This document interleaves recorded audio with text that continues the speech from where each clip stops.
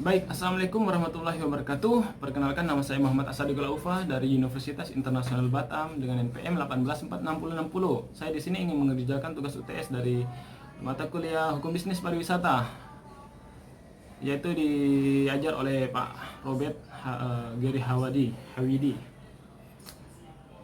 Kali ini saya ingin menjelaskan mengenai perbedaan antara badan usaha berbadan hukum dan juga badan usaha tidak berbadan hukum. Secara umum, pembagian badan usaha dalam melakukan kegiatan usaha sesuai dengan ketentuan peraturan undang-undang yang berlaku di Indonesia dikelompokkan menjadi dua. Jadi dua, yaitu badan usaha berbadan hukum dan juga badan usaha tidak berbadan hukum. Badan usaha berbadan hukum misalnya antara lain itu seperti perseroan terbatas, koperasi, yayasan, badan usaha milik negara, perseroan terbuka, dan juga perum. Adapun badan usaha tidak berbadan hukum antara lain usaha perseorangan, persekutuan perdata, firma persekutuan komoditer atau CV.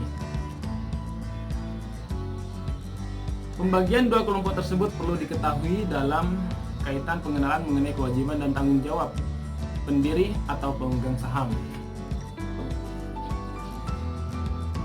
Pengelompokan kedua badan usaha tersebut dapat dilihat dengan perbedaan yang cukup signifikan.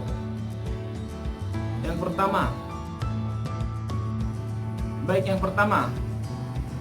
subjek dan pemodalan. Sejak pendiriannya disahkan, maka subjek hukum badan usaha berbadan hukum itu adalah dia sendiri sebagai personifikasi orang sebagai badan hukum.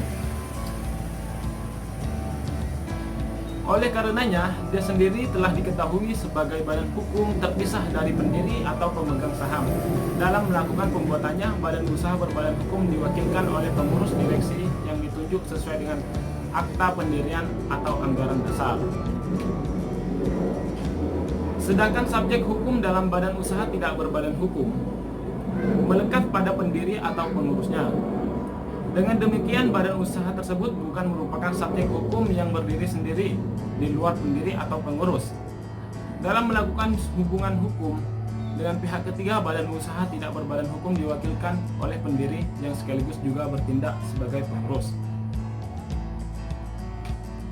Badan usaha berbadan hukum ini mempunyai hak dan kewajiban, sedangkan badan usaha tidak berbadan hukum tidak. Konsekuensi hukumnya, pihak ketiga yang mempunyai perikatan hanya dapat menuntut pendiri atau pengurusnya, dan bukan badan usahanya selayaknya badan usaha berbadan hukum.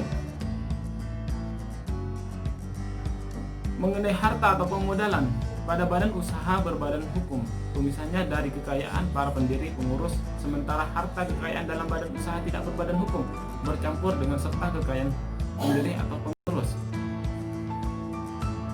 Selain itu, badan usaha berbadan hukum dapat digugat dan menggugat, sedangkan badan usaha tidak berbadan hukum tidak.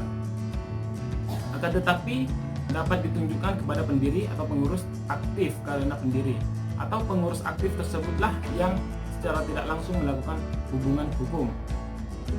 Yang kedua, prosedur pendirian. Tadi yang pertama ialah keuangan atau pemodalan. Yang kedua ialah prosedur pendirian.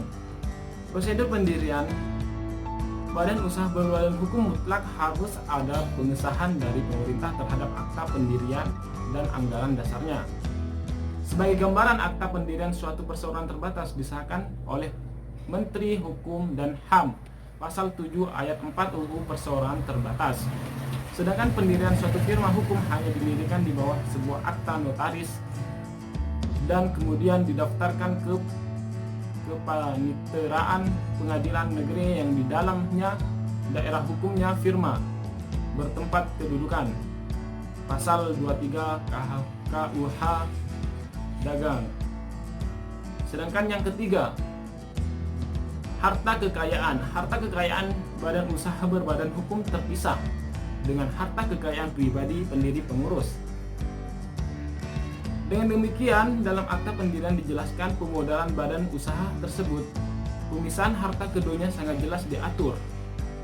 Sementara pada badan usaha tidak berbadan hukum tidak ada suatu pembatasan yang jelas antara harta kekayaan pribadi pendiri atau pengurus dengan harta kekayaan badan usahanya tersebut. Atau dengan kata lain, harta kekayaan bercampur dengan tidak ada satu pemisahan yang jelas. Keempat, pertanggungjawaban. Dalam badan usaha berbadan hukum pertanggungjawaban pendiri atau pemegang saham terdapat perikatan badan usaha kepada pihak ketiga yang sebatas modal yang dimasukkan ke dalam badan usaha tersebut. Sedangkan pada badan usaha tidak berbadan hukum, pertanggungjawabnya akan sampai harta pribadi pendiri tersebut alias tidak ada pembatas. Akhir sekali kesimpulannya dari badan usaha berbadan hukum dan juga badan usaha tidak berbadan hukum itu ketika terjadi kebangkrutan atau dalam likuidasi, harta yang dibereskan dalam badan usaha berbadan hukum yang dibereskan hanya harta atau modal yang terdaftar.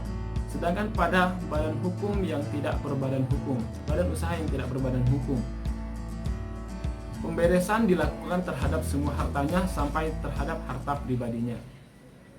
Mungkin itu saja dari saya, Muhammad Asadikul Aufa dengan NPM 184660.